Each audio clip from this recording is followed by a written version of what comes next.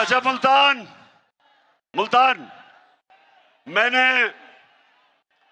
मुझे किसी social media पे किसी ने मुझे तकरीर भेजी। वो मरियम कहीं तकरीर कर रही थी कल।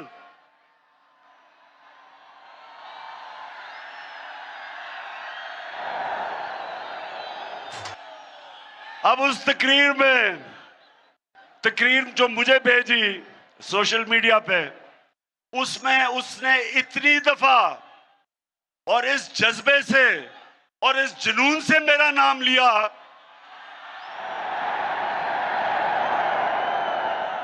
कि मैं उसको ये कहना चाहता हूं, मरियम देखो, थोड़ा ध्यान करो, तुम्हारा खामदी नाराज ना हो जाए जिस तरह तुम ये बार बार मेरा नाम लेती। वैसे मैं हमेशा सोचता हूं कि इतना ज्यादा इनको मेरे पर गुस्सा है क्यों। मरियम को, इसके भाइयों को, इसके वालिद को, इसके चाचा को, उनके बेटों को मैंने इनका क्या बिगाड़ा है। केसेस तो इनके सारे पुराने बने हुए हैं। हमारे आने से पहले सारे इनके ऊपर करप्शन के केसेस बने हुए हैं। केसेस तो इनके दौर के बने हुए हैं। नवाज शरीफ के और मरियम के जो दो भाई और उसके बेटे, वो तो इनके दौर में दुम दबा के भागे थे। इसहाक डार जो इनका मुंशी, वो इनके दौर में भागा था। उसके बेटे इनके दौर के बाहर गए थे।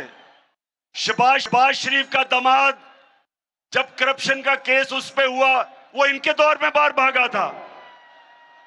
तो स्वाय शहबाज शरीफ के मकसूद चपड़ासी केस के, बाकी तो सारे पुराने केस हैं। तो मेरे से गिला किस चीज का कि मैं आपके केस नहीं माफ करता? क्या मैं आपको कानून के नीचे लाने की कोशिश कर रहा हूं? क्या मैं आपको यह समझाने की कोशिश कर रहा हूं कि किसी भी महज़ब माशरे में सारों के लिए एक कानून होता है?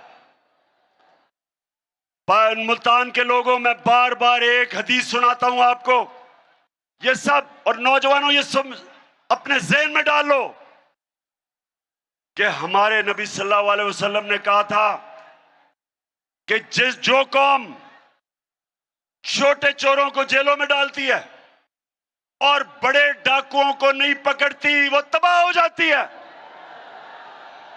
दुनिया में जो कौम गरीब है, जो भी गरीब कौमें हैं दुनिया में, जिधर गुर्बत है, वहां सारों में एक चीज है, सिर्फ वहां छोटे चोर जेलों में जाते हैं। बड़े डाकुओं को उनका इंसाफ का निजाम नहीं पकड़ सकता। आज तक हमारा अलमिया यह है कि हमारे मुल्क में बड़े बड़े डाकू ईवानों में चले जाते हैं और बेचारे छोटे चोर जेल में जाते हैं। जब मैं जनरल मुशर्रफ के दौर में अपनी आजाद अदलिया के लिए जब मैं तहरीक में शामिल हुआ और मुझे जेल में डाला, 8 दिन मैंने जेल में गुजारे।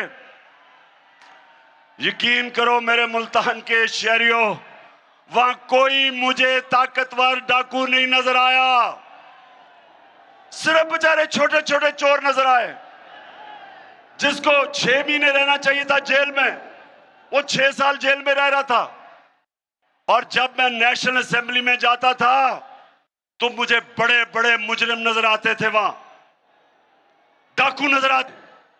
और यह वजह है कि एक स्विट्जरलैंड जैसा मुल्क जिसके पास कोई वसाइल नहीं है, दुनिया का अमीर तरीन मुल्क है, क्योंकि उस स्विट्जरलैंड की खासियत यह कि ताकतवर से ताकतवर डाकू, उनका इंसाफ का निजाम उनको जेलों में डालता है और तब ये एक माशरा ऊपर जाता है।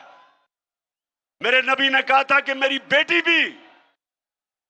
बेटी भी अगर जुर्म करेगी उसको सजा मिलेगी, कानून से ऊपर कोई नहीं। ये हमारा अलमिया है कि सोचे कि शहबाज शरीफ और इसके बेटे को सजा होनी थी। 24 अरब रुपए के FIA के केसेस, 16 अरब रुपए नौकरों के नाम पे, 16 अरब रुपया, 1 अरब में 100 करोड़ रुपया, 16 अरब रुपए नौकरों के नाम पे लिया। एक मकसूद चपड़ासी जिसकी 15,000 रुपया तनख्वाह, 4.25 अरब रुपया उसके अकाउंट में आता है और वो पकड़ा जाना था, उसको सजा होनी थी। जब सजा होनी थी तो तब ही जिन्होंने साजिश की उन्होंने पकड़ के उसको मुल्क का वजीर आजम बना दिया और वो छोटे को पंजाब का चीफ मिनिस्टर बना दिया। अब मुझे ये बता, मुल्तान के लोगों, मुझे ये बताओ कि क्या अल्लाह की बरकत उस मुल्क पे आ सकती है?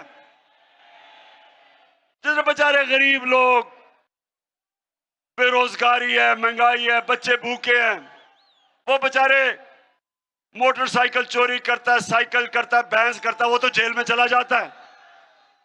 तो जो अरबों रुपया मुल्क का चोरी करता है, अरबों रुपया चोरी करता है, उसको मुल्क का प्राइम मिनिस्टर और उसके बेटे को चीफ मिनिस्टर, वो मुल्क का कोई मुस्तकबिल नहीं है। इसलिए मैं आपके पास आया हूं, इसलिए आपने इस्लामाबाद निकलना है मेरे साथ, इसलिए हमने इनको शिकस्त देनी है ताकि हम अपने मुल्क को उठाएं, इस कौम को वो मुकाम दें जो इसको मिलना चाहिए था। तो मुल्तान के लोगों, आज मेरी आखिरी जलसा है। इस्लामाबाद हकीकी आजादी मार्च से पहले मैं आज आप सबको तैयार करने आया हूं कि अगर हमारी कौम अब नहीं निकलेगी तो 2 गुलामियां करेंगे हम। एक गुलामी अमेरिका की, क्योंकि ये अमेरिका के गुलाम हैं। दूसरी गुलामी डाकुओं की, जो ये 30 साल से मुल्क को लूट रहे हैं।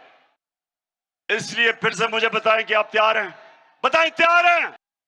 तो मैं मुल्तान, मुझे पता है गर्मी है और मुल्तान में तो अल्लाह का गर्मी का खास ही करम है, लेकिन जब इनकलाब आता है तो ना गर्मी, ना सर्दी, ना बारिश।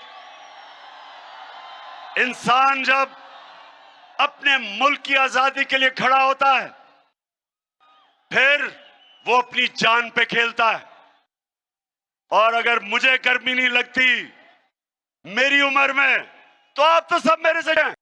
जब मैं हटा प्राइम मिनिस्टर बन के तो तब मैंने फैसला किया था कि मैं तो अब निकलूंगा सड़कों पे, और मैंने सोचा था कि चाहे मुझे अकेला भी निकलना पड़े तो मैं निकलूंगा।